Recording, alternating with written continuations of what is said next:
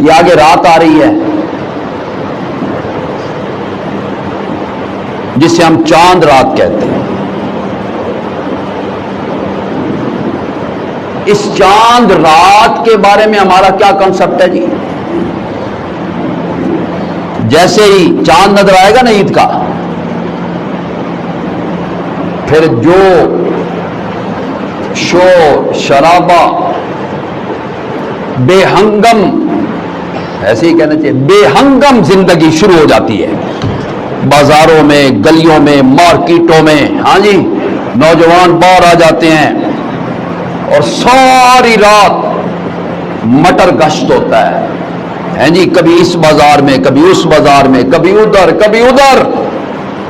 کوئی کام ہو تو الگ ہے، یہ میں نہیں کہہ رہا ہوں، لیکن میں آپ کو حدیث کی روح سے ایک بات بتانا چاہتا ہوں. اگر میرے پلے پڑ جائے، اگر میری اس کھوپڑی کے اندر آ جائے، اگر میرے عقل و شعور کے اندر یہ بات آ جائے تو پیغمبر علیہ الصلوۃ والسلام نے فرمایا تھا یہ رات لیلۃ الجائزہ ہے، لیلۃ الجائزہ ہے. اس رات میں اللہ پاک روزہ داروں میں انعامات تقسیم کرتے ہیں. تقریب تقسیم انعامات ہے یہ رات. جس نے روزے رکھے، تراویح پڑھی، تقوی اختیار کیا، گناہ سے بچا رہا، ہاں جی، اور اس نے پورا مہینہ مشق کی ہے، ایکسرسائز کی ہے، محنت کی ہے، اللہ اس رات میں پھر انعامات اور میڈلز دیں گے انشاءاللہ. لینے ہیں کہ نہیں لینے؟ ہم تو بڑے لاپرواہ لوگ ہیں، ہمیں کیا ضرورت اللہ کے ساتھ کوئی لو لگانے کی. ہم خود بڑے پڑھے لکھے ہیں، ہم تو خود کو سمجھتے ہیں نا مجھے کیا ضرورت ہے، میں پہلے ہی ناتا ہویا، میں پہلے ہی سب کچھ مجھے پتا ہے. ایسے نہ کیا کریں. کوئی بھی ہو وہ رب کی رحمت کا محتاج ہے، رب کی رحمت کا محتاج ہے. اور خدا کی قسم رب کی رحمت کے بنا کچھ بھی نہیں ہوتا، کچھ بھی نہیں ہوتا. نبی علیہ السلام نے جب کہا تھا ام المومنین سیدہ عائشہ طائبہ راقیہ ساجدہ عابدہ زاہدہ لئیقہ ملیقہ صدیقہ مریم اسلام عائشہ رضی اللہ تعالی عنہا نے پوچھا تھا یا رسول اللہ صلی اللہ علیہ وسلم آپ کہہ رہے ہیں کہ قیامت والے دن بھی کوئی اپنے عملوں پر جنت میں نہیں جائے گا، اپنے اعمال کے بدولت نہیں جائے گا؟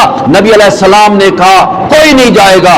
حضرت عائشہ نے کہا ولا انت یا رسول اللہ، اے اللہ کے رسول آپ بھی؟ تو نبی علیہ السلام نے فرمایا تھا یا عائشہ الا ان یتغمدنی اللہ برحمت، قیامت والے دن جب تک رحمت کی چادر مجھ محمد پہ بھی نہیں ہوگی اس وقت تک میرا بیڑا پار بھی نہیں ہوگا. اور کون ہے مائی کا لال کہ جو یہ کہے کہ میں نکل جاؤں گا؟ ایسے کوئی نہیں نکل سکے گا. ایک اپنے اعمال اور دوسرے رب کی. لا تقنطوا من رحمت اللہ، اللہ کی رحمت سے نا امید. اس آنے والی رات کو ضائع نہیں کرنا،